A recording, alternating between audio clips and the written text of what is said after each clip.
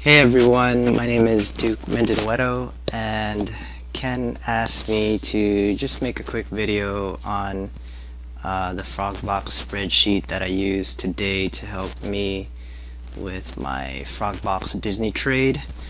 And so here the spreadsheet is taken from the Tortoise Capital website that my study group and I have tweaked into making it reflect closer to Ken's daily report that he sends out. And so Michael Nestor added some of these mechanical swing systems in there so we could see it. One of the reasons was because some of us would receive the daily report at different times, sometimes later in the day, sometimes really late or early in the morning, like 2 a.m., 3 a.m. And it didn't work with our schedules in effectively planning out our plan for the next trading day. And so at least in this case, as soon as market closes, we get the feed from XLQ, which gives us all this data here, and we're good to go for the rest of the day in terms of planning what we want to focus on and what we want to trade, what setups are there, and the auto framer and stuff like that. And so for me, I have been focusing on these stock tickers here in regards to daily moves for swings and day trades. And specifically, I've been contemplating building this Frogbox into it because I'm learning how to use these Frogbox trades, like the hybrid frog, the quick frog, the slow frog. I'm still getting the hang of it. I'm still very new to the concept. And so what I had been doing was I would wait for the open and then get the opening price of a particular ticker, get a calculator, add plus or minus one Frogbox standard deviation just to get the hybrid frog. And by the time I have that those numbers, I try to put that into the chart so I could physically see it. And by the time I probably finish that, the move's already like way in advance. And so it's really slow and very time consuming to do that. I was like, I gotta figure out a way to put this into our spreadsheet that Ken provides that we're using as a daily report.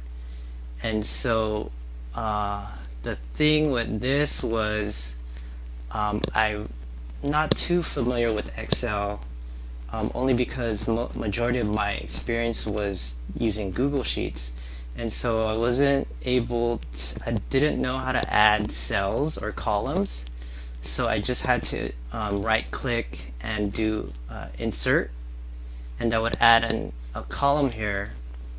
So I kind of just put it to the left of this Frog SD column just so I can see this. This is where I want to focus on as soon as I open up this chart. It's not somewhere all the way to the right or to the left. It's like right here. And so that way I have all the Frogbox levels. Now, the other thing too was adding the live feed for the opening price. And so here I took this column because I wanted plus or minus 5 levels to see. So I put it right smack in the middle. That way I can kind of visually see a hybrid Frogbox here.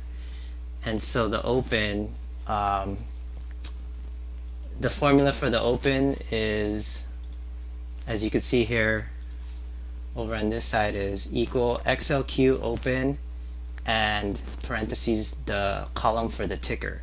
So in this case, S361 is equal to this ticker here, which is AXP for American Express. And so once you have the formula put in, you can just highlight that cell and then drag it down all the way, and then it'll consecutively copy that same formula with the corresponding cells in place. And so I have that, all the opens for all these ticker symbols that my study group wants to look at, just because we wanted to see more more setups than what's provided in the daily chart. I'm not saying that I use all these. These are just food for thought. But anyway, regardless, that's how I got the opening price live feed into the spreadsheet. And then from there, it's just simple math in terms of adding plus or minus Frogbox levels. So let's take a look at column with the +1 Frogbox. So I just took the opening price, which is this, and I added 1 Frogbox level, and that gives you that, which is 101.03. For the second one, I took the opening price and I added 2 Frogbox levels, so it's 2 times this cell, and so forth. So I did that up to 5 Frogbox levels, and then I did the same for minus Frogbox levels. So -1, -2, -3, -4, -5. The reason why I wanted to look at 5 levels was because the past 2 weeks when I was trading EWZ in particular, I noticed that it would have these moves where it would open and it would either go down more than 3 levels or go up more than 3 levels. And so I just wanted to see 5 levels just for reference. And so that's how I use this. And so for today, at the open, I actually built this last night. I stayed up last night, only got 3 hours of sleep just so I could figure out how to put the open in here, and then from there just build this out. And because I wanted to try it out to test run it, so today's Disney trade was actually a test run of using this spreadsheet to help me with trading the hybrid frog. And so obviously this is still in the early stages. Glenn from the chat room offered some advice on tweaking this through conditional formatting, where it would give me a color indication when this Frogbox level hits, or this Frogbox level hits, or this Frogbox level. So that way I don't have to go back and forth with looking at the spreadsheet and then looking at the chart. I could just look at the spreadsheet. When something lights up, then I'll just go to that ticker and enter a trade.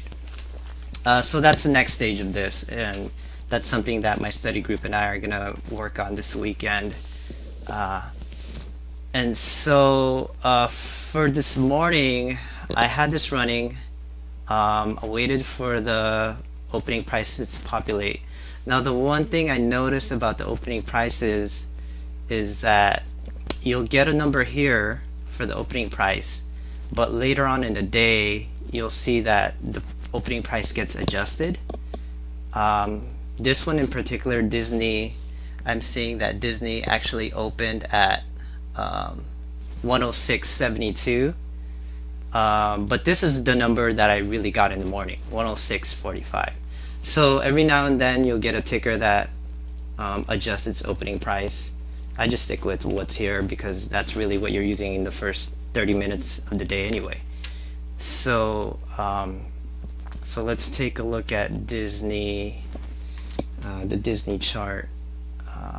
So I had this fired up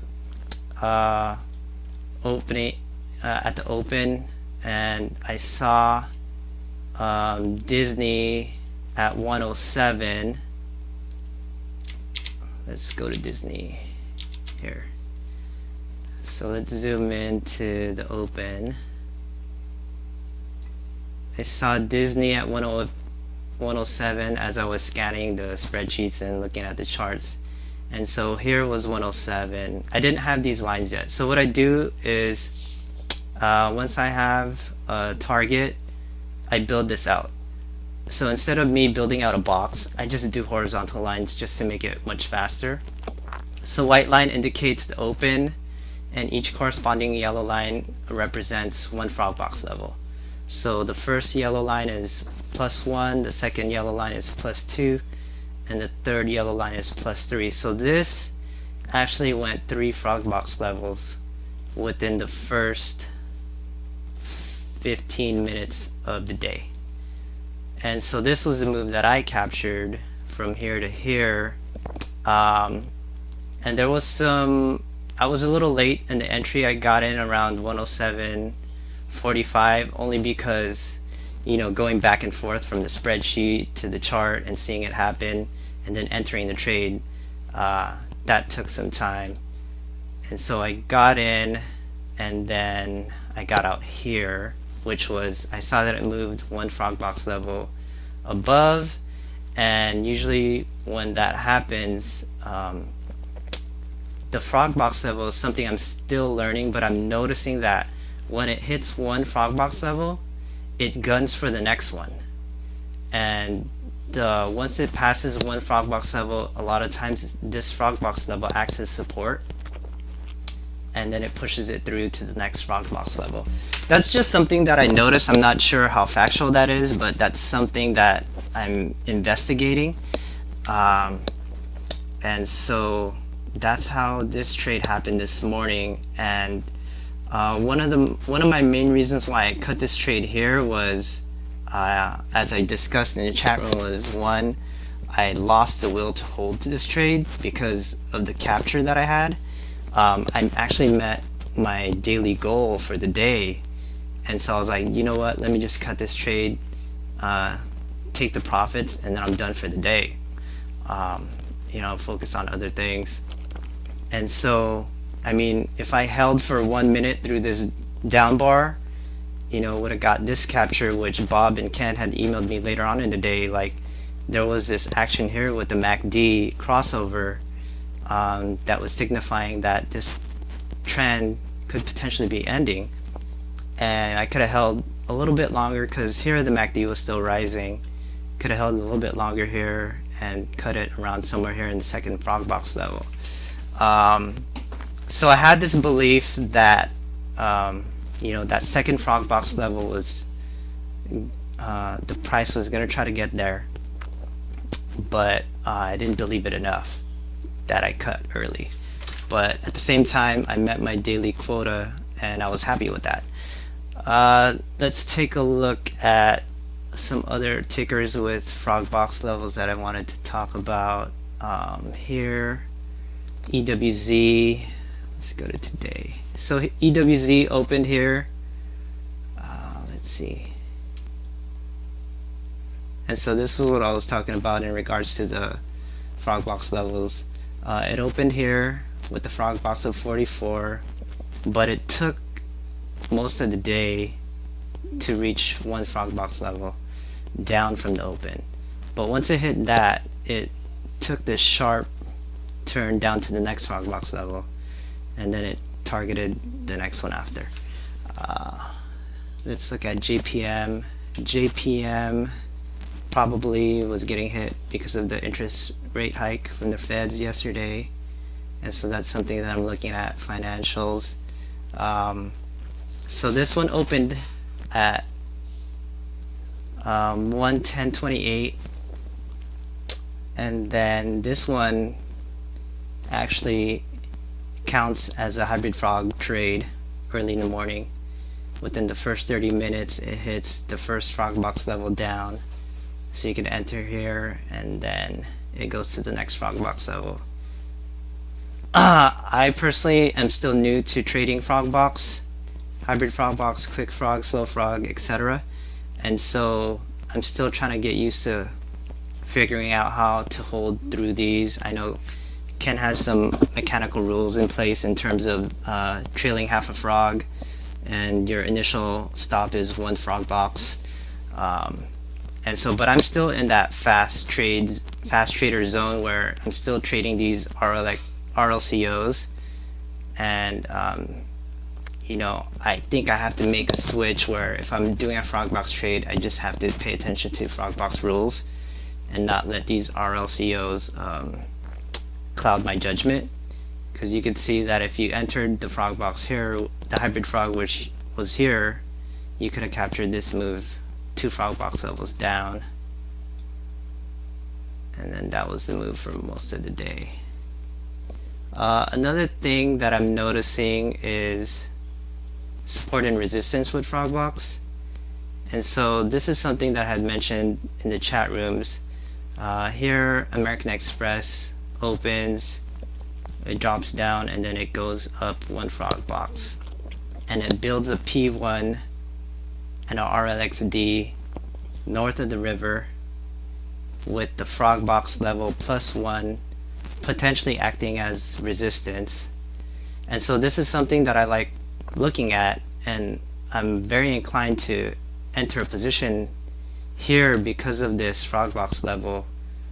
When it builds here, it acts as a resistance, and then it just goes all the way down. So that's something I'm still trying to figure out how to trade, how to capture. This is probably a quick frog trade here. I'm still trying to get used to how to trade these things, but that's just my process, and hope this helps you guys out. Thanks for listening.